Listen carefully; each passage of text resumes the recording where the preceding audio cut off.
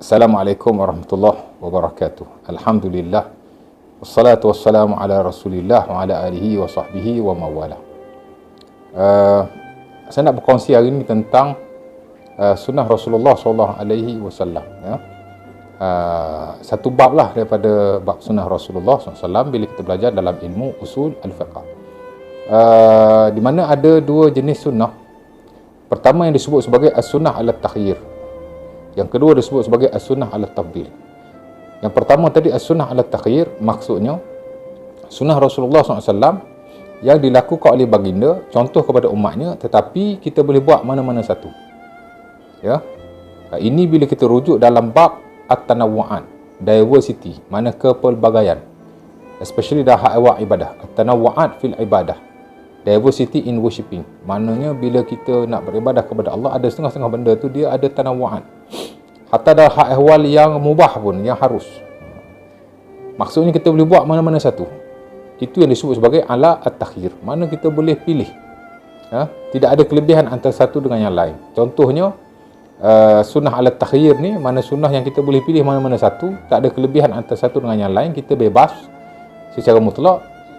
Contohnya ialah ketika macam kita kata zikir ketika rokok. Bila kita semayang, masa rokok tu Nabi baca macam-macam, kan? Ada riwayat Nabi baca Subhana Rabbiyal Azim dalam sunnah Abi Dawud daripada Huzaifah. Subhana Rabbiyal Azim Nabi baca 3 kali semasa rokok. Ada riwayat lain dalam sunnah Abi Dawud Subhana Rabbiyal Azim wa bihamdi, ada tambahan wa bihamdi.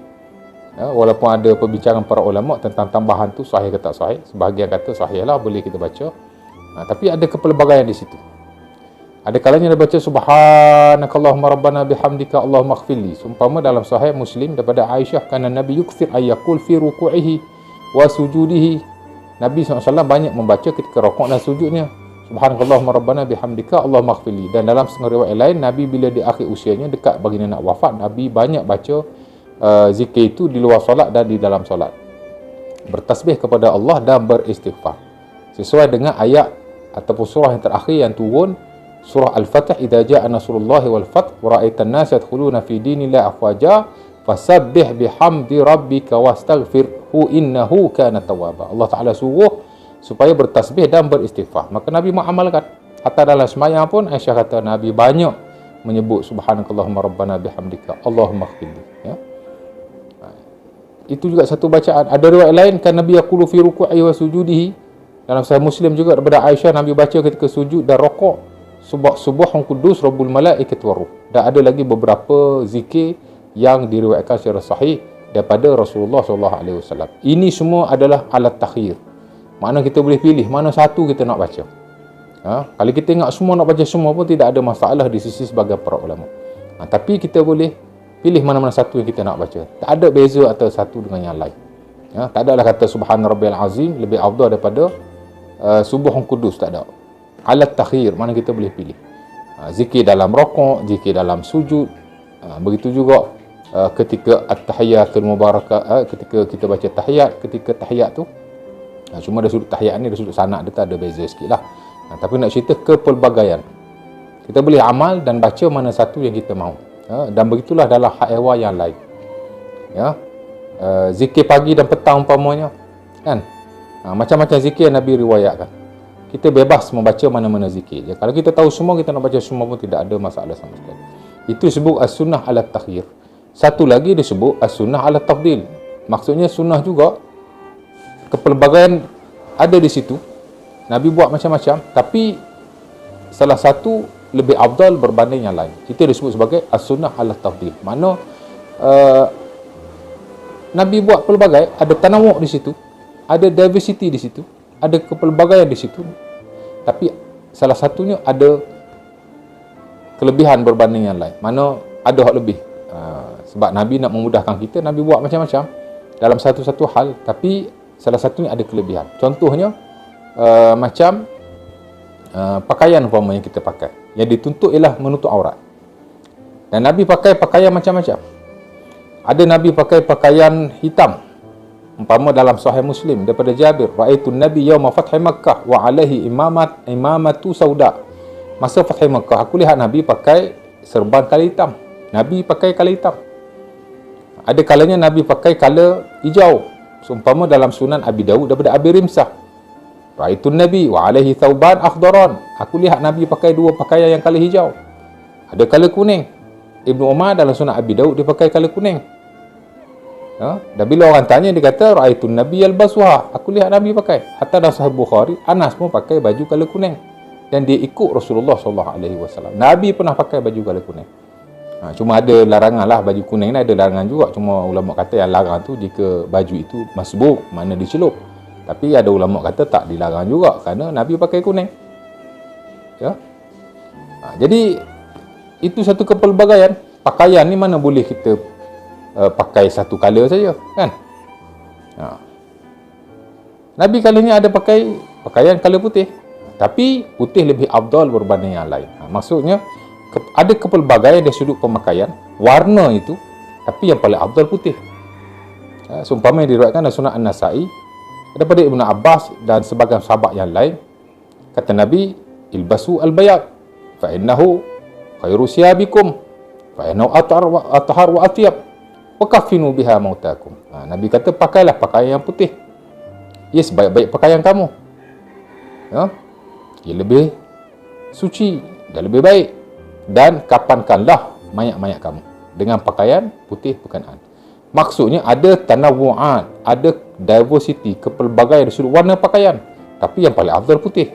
Maksudnya kita pakai pakaian apa warna saja, tidak ada masalah sama sekali, tapi putih lebih afdal. Nampak? Bab mandi pun sama. Nabi SAW bila dia bersama isterinya, kadang-kadang dia mandi dengan satu mandi. Dia bersama kesemua isterinya atau sebahagian besar daripada isterinya, tapi dia mandi sekali saja. Itu lebih mudah. Seumpama yang diriwayatkan dalam Sahih Bukhari daripada Anas bin Malik, kerana Nabi yatufu ala nisa'ihi bi ghuslin wahid.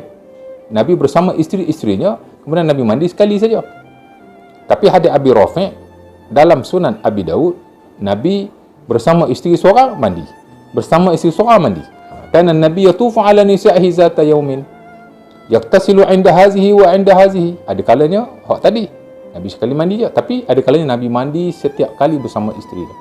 Kemudian Nabi berkata hadza atyabu wa atyab wa athhar. Yang ini lebih baik, lebih bersih, lebih suci. Maksudnya bila kita bersama isteri, konon-kononnya kita banyak isteri kan, ada 3 isteri umpama atau 4, mana tahu ada orang 4 isteri. Dia bersama dengan keempat-empat isterinya. Very strong orang ni. Tapi dia mandi sekali saja. Okey.